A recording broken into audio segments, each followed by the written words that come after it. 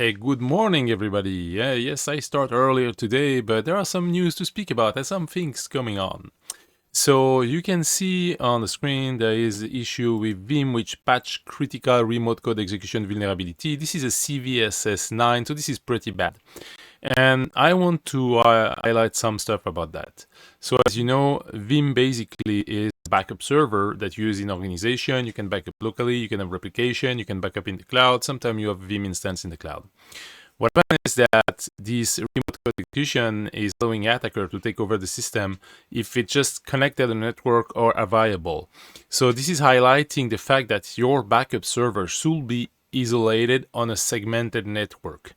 And I did a quick, I asked actually ChatGPT to draw, according to my request, a nice network approach that show how it kind of should be done. Basically, you will have a LAN and as many other subnets, your maybe DMZ or anything else. And this is true in the cloud as well if you have many VLANs or depending of your workload dispatch.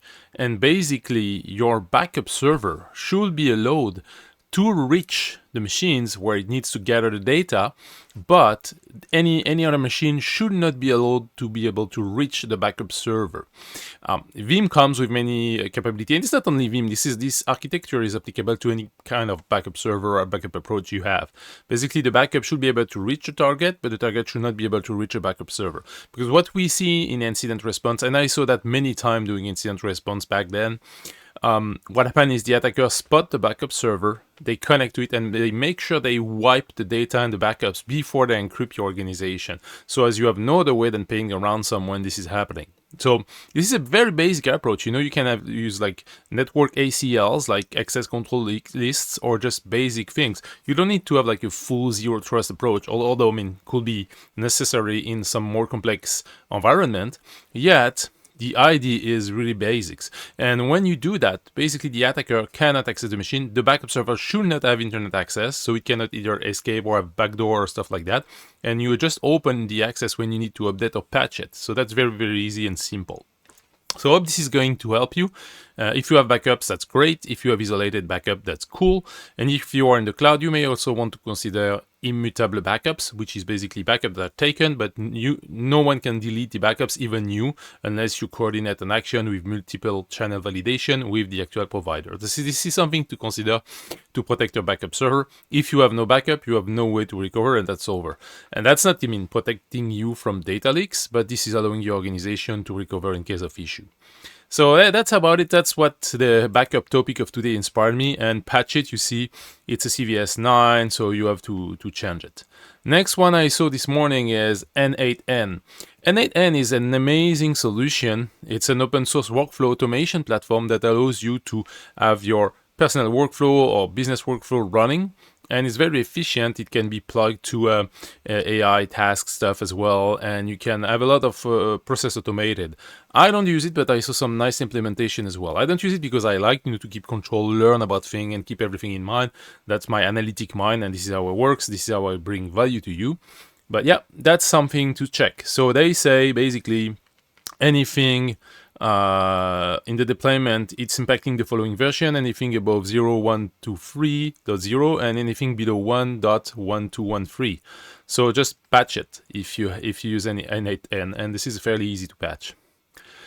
Now in the news, we saw that the Debian project seeks volunteers to rebuild its data protection team. So the governance, privacy, data protection approach for the team. This is a huge thing because Debian is one of the biggest and oldest Linux projects. It's the baseline distribution for Ubuntu, Xubuntu, Kali Linux, and many others that run on Debian based, like anything running with a deb file as a package manager.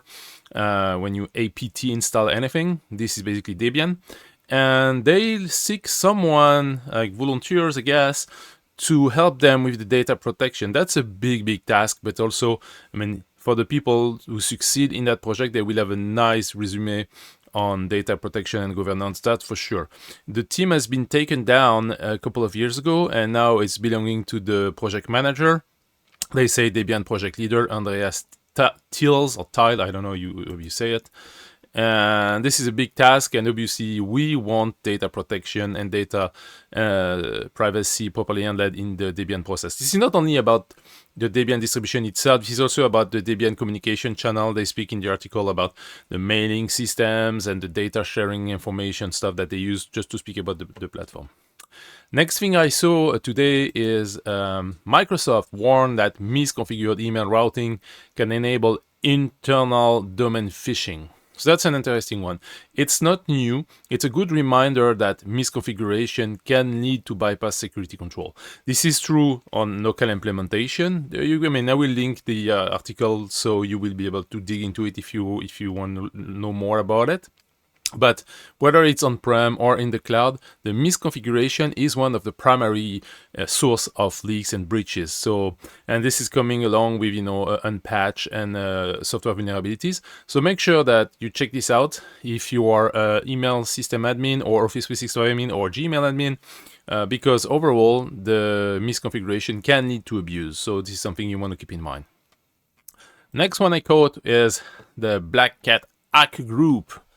Hackers, like criminal hackers, use fake Notepad++ website to distribute malware and steal data. So this is called, the waterhole approach. Basically, they use something well known. They put a replica website, so about Notepad++, and hope for people to not pay attention and download the binary from the fake site. Obviously, the binary comes trapped with a malware that's run on your machine, and then you get infected. So don't fall for it. This is a well-known approach. It has been existing for years. It goes, with typo squatting and all kind of approach that basically use the inattention of the human to abuse them and make them download the malware. So be aware at this time of the year, Notepad++ is heavily used by this group. And on a related note, same thing, another criminal hacker group create fake DocuSign login page. Again, phishing, basic phishing. They want you to log in, believe that you have to sign something and steal your credential, which later on will be used and abused to access your own account on the real platform or on other platform if you share the credential. That's also a good reminder that you want to use a password manager to store, manage, and handle your actual credentials because you don't want to have the same password used everywhere. And ideally, lately, more and more systems use passkey and allow to use passkey authentication. It's great because passkey is a cryptographic-based authentication that is paired with your machine where you use it and the service. So it makes sure that the key match the machine and the service you want to connect to. And this can be handled in your password manager. I'm using, Bitwarden with a self-hosted instance, and it's handling that as well. It's quick and fast to authenticate and save, so something to consider if you want to use. Even if you don't use Bitwarden, but any password manager of your choice, Passbolt or any other ones, make sure that you have if you have the option to use the actual passkey, it's a good thing to have. So that's about it for this morning. That's an early video. I hope it's gonna help you. Remember about the backup approach. It's very basic, but your backup server must be isolated. That's one of the main key aspects I saw in so many incident response that I did manage and drive. If your backup is compromised, this is a pain to get over it. But if you do these basic things, just isolate the machine, make the backup server allow to access the remaining stuff, and stay isolated, that's a great way to do it. That and locked backups, either in the cloud if you need to, encrypted ideally. So I hope it's gonna help. Wishing you a great day and see you later. Obviously, subscribe, comment, like. I want my YouTube channel to grow this year. I'm gonna do a lot of content this way. I got great feedback. People like it. It's a nice wrap of the news. So I'm really happy if you can give me some support by supporting and liking. This is amazing. So thank you all. See you later.